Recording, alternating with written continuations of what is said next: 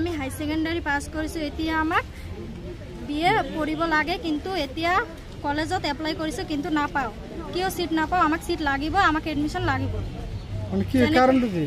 কাৰণ হৈছে আমাৰ সিট ইয়াত হাৰচিংমাৰী কলেজত সিট নাই বুলি কৈছে এতিয়া আমি 5-6 মান ষ্টুডেন্ট আছো এতিয়া ক'ত যাম কেনেকৈ এডমিশন আমাৰ যেহেতু আমি দুখীয়া ঘৰৰ ছোৱালী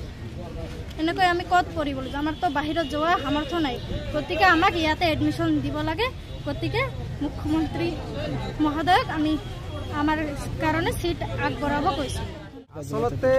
অসম চৰকাৰ তথা আমাৰ জিলা প্ৰশাসনক এটা কথা অৱগত কৰিব লাগিব যে যি সময়ত অসম চৰকাৰ বা অসমৰ মাননীয় মুখ্যমন্ত্ৰীয়ে কৈয়ে থাকে যে সংখ্যালঘু প্ৰধান এৰিয়াত আসলতে ছোৱালীবিলাকৰ ওপৰত মানে পঢ়া শুনাত আসলতে জোৰ দিব লাগে ছোৱালীবিলাকক ডক্টৰ ইঞ্জিনিয়াৰ বনাব লাগে তো সেই পৰিপ্ৰেক্ষিতত আমাৰ কিন্তু দক্ষিণ শালমাৰা মানকাচৰ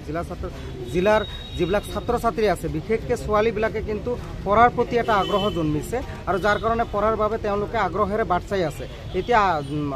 আমাৰ যিটো হায়াৰ ছেকেণ্ডেৰী পৰীক্ষা হৈ গ'ল ৰিজাল্ট ওলোৱাৰ পিছত বহুত ল'ৰা ছোৱালীয়ে হয়তো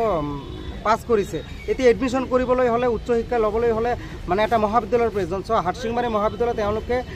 নামভৰ্তি কৰাৰ বাবে যি পঞ্জীয়ন কৰিছিল তাৰ পৰা প্ৰায় 500 মান ল'ৰা ছোৱালীয়ে বঞ্চিত হোৱা বুলি আমি অভিযোগ পাইছোঁ আৰু আমি জিলা